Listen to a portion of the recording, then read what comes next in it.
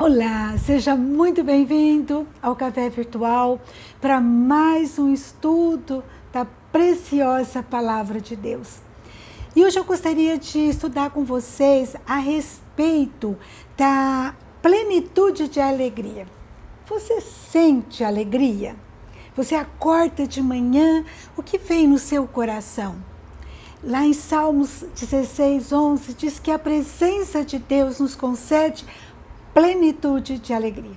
E é sobre isso que eu gostaria de comentar com vocês, estudando a parábola do filho pródigo, que está lá em Lucas capítulo 15, versículo 11 em diante. Conta a história de um homem que tinha 2 filhos.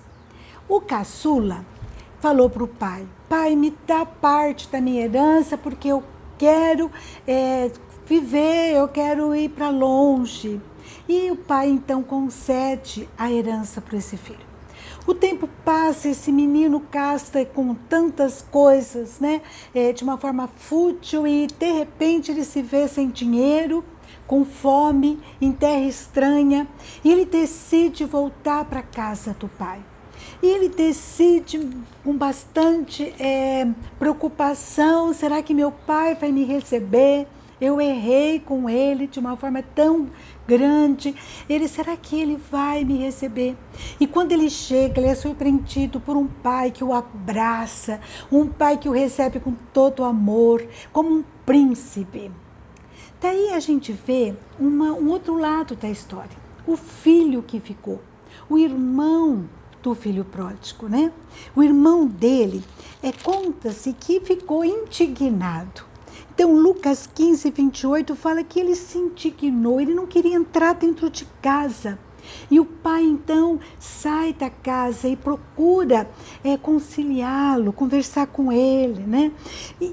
Mas ele responde ao pai: há tantos anos que te sirvo, sem jamais transgredir uma ordem tua, e nunca me deste um cabrito sequer para alegrar-me com os meus amigos. Olha só, era um menino que estava procurando obedecer o pai, era um filho dedicado, né? Sem dúvida nenhuma, ele tinha virtudes, mas ele estava então bravo. Eu queria pensar nessa história, para mim e para você. O que eu aprendo com essa lição, com o irmão do filho pródigo. Muitas vezes, pessoas vão na igreja, tentam fazer o melhor, dar o melhor de si, mas estão distantes do Pai, estão distantes da comunhão, da intimidade com o Pai. A gente vê aqui que uma das coisas que eu aprendo é que a gente tem que cuidar para não perder a compreensão da graça de Deus, da graça, porque se nós estamos na presença de Deus é pela sua graça, e essa graça, ela trata de mim e de cada um dos meus irmãos. Mas às vezes a gente vai criando dentro de nós exigências, né? Regras, e tudo que foge daquela regra a gente não aceita, e a gente não perdoa o outro, ele falhou, a gente é duro no julgamento, e às vezes com a gente mesmo a gente não se perdoa, e isso vai fazendo com que a gente perca aquela alegria, a plenitude de alegria. Eu conheço pessoas idosas que foram líderes da igreja, mas porque pecaram, eles vivem hoje à base de calmante, de remédio para dormir, têm insônia, tratam com psiquiatra, com psicólogo, porque não conseguem se perdoar. Estabeleceram regras tão rígidas e eles não conseguem perdoar o outro e nem a si mesmo. Então, esse irmão do filho pródigo, o primogênito, né, desse pai, ele perdeu a compreensão da graça, ele nem quer entrar, ele não quer saber de entrar. Ele perdeu a comunhão, ele não se identifica mais com o irmão. E ele diz assim, no versículo 30, Vindo, porém, esse teu filho, não é irmão dele, é o filho do pai, né? Ele é teu filho. Ele desperdiçou os teus bens com meretrizes, tu mandaste matar para ele o novilho cevado. Então, ele está bravo, né? Ele não se identifica mais. É interessante, meus irmãos, muitos anos atrás eu participei de uma Santa Ceia e era um lugar bem amplo, né? E cada um recebeu um cálice e nós deveríamos andar, circular por aquele lugar e entregar nosso cálice para uma pessoa, pedir a bênção de Deus para a vida dela. Então, aí nós trocaríamos o cálice que receberíamos o dela. E assim a gente foi fazendo, né? Durante alguns minutos, e depois então o pregador disse: olha só, esse é o sangue de Jesus, vamos pensar como o sangue de Jesus que circula entre nós, né? Todos nós somos banhados por esse sangue de Jesus, né? E isso é tremendo, porque ele nos lava, nos purifica, nós somos irmãos, esse é o corpo de Cristo, que todos nós estamos juntos. Então, não é compreensível que um fale mal do outro, um não aceite o outro, um aponte os erros do irmão. Nós estamos todos juntos, né? E a soberba, né? Se sentir superior não pode existir dentro da nossa igreja.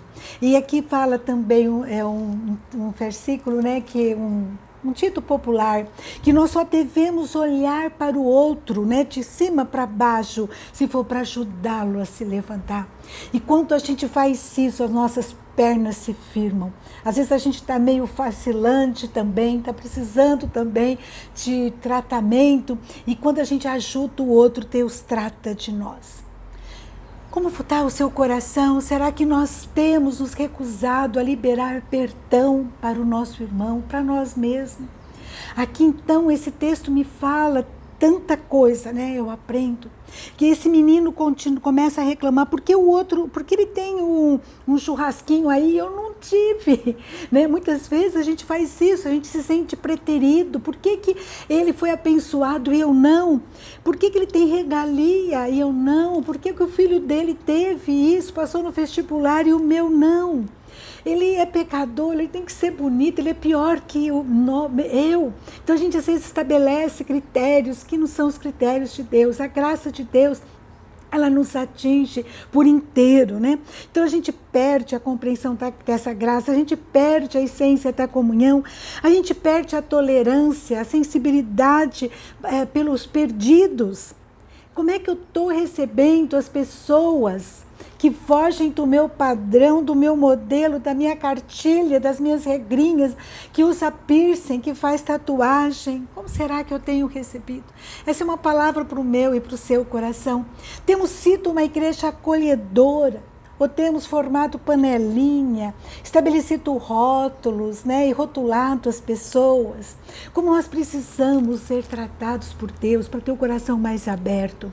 Eu estava pensando nisso, eu lembrei de uma amiga que a casa dela foi assaltada, lá em Maringá, quando eu trabalhava lá na universidade.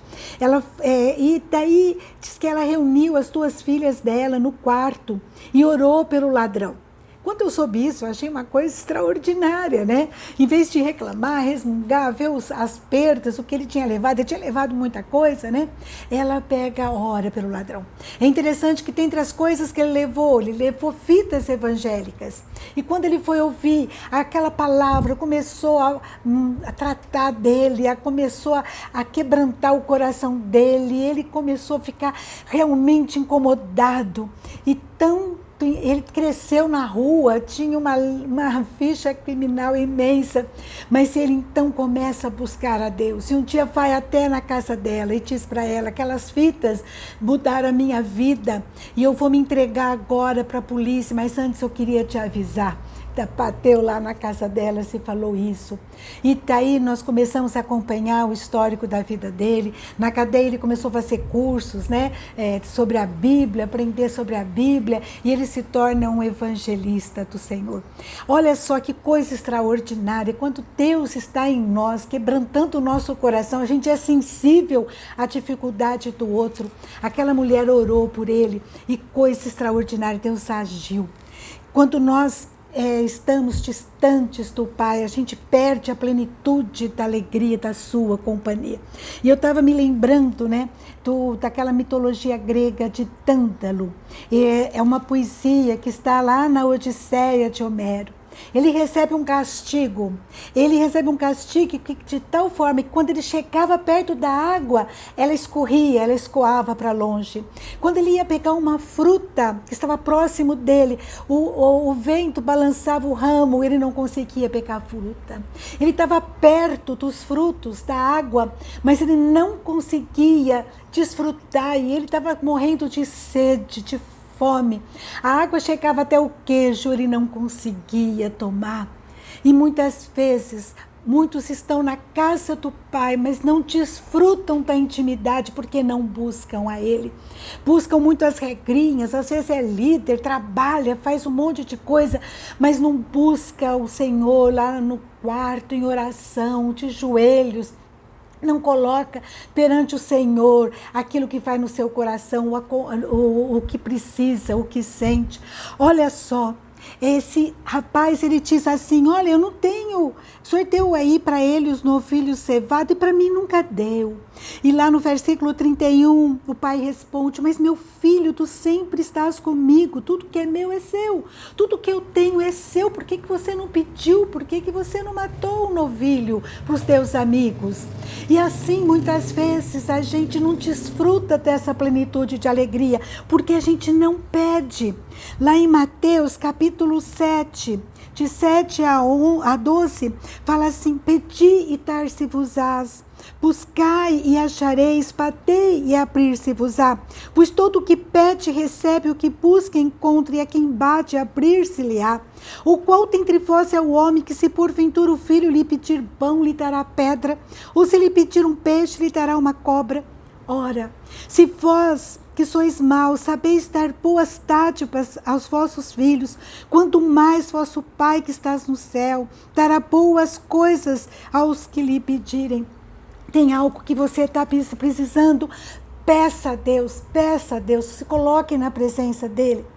Se coloque na presença dEle. Se nós não orarmos, não pedirmos, não nos relacionarmos com o Pai, nós estaremos distantes, não desfrutaremos da sua companhia. Em Apocalipse, capítulo 3, versículo 20, diz assim, eis que estou à porta e bato, se alguém ouvir a minha voz e abrir a porta, entrarei em sua casa e cearei com ele e ele comigo. O nosso Pai, Ele quer ter uma intimidade, um relacionamento comigo e com você, que nós possamos buscá-lo. Eu não sei como está você, mas às vezes nós estamos ali com a palavra perto de nós, mas a gente não desfruta dela, não desfruta da companhia do nosso Deus, que a gente possa se voltar para Ele. Eu não sei se você se identifica com o filho pródigo ou com o irmão dele. Seja qual for, volte para o aconchego de Deus. Você pecou. Nós temos um advogado junto ao Pai. Cuidado com o acusador, que a Bíblia fala lá em Apocalipse 12, 10, que dia e noite ele fica nos acusando e falando, olha, Deus desistiu de você, não tem mais jeito. Mas Deus, lá em 1 João 1,9, Ele diz para mim e para você, se confessarmos os nossos pecados, Ele é fiel e justo para nos perdoar os pecados e nos purificar de toda injustiça. Esse é o nosso Deus. Ele está pronto para nos acolher nos seus braços, como o pai acolheu o filho pródigo, como ele tratou do coração do irmão dele, que estava cheio de mágoa, cheio de tristeza. Que nós possamos crer no perdão, na graça do Senhor, possamos voltar para Ele, e não só pedir perdão e reconhecer que Deus nos perdoa, que a graça dele é grande para a nossa vida, mas também para o outro, para o nosso próximo. Que nós possamos assim experimentar, o melhor de Deus, aquele privilégio, o churrasquinho, o melhor que Deus tem para mim e para você. Que a gente não seja distante da palavra como Tântalo, que não buscava, né? Então parecia que estava distante, parecia que não desfrutava, estava tão perto a palavra, tão perto, mas não desfrutava daquele alimento, daquela água da vida. Que eu e você possamos desfrutar do nosso Pai, Ele está perto de nós. Amém? Que Deus abençoe a sua vida, que você reflita e volte para o aconchego do Pai, em nome de Jesus. Um grande abraço e até a próxima, se Deus quiser.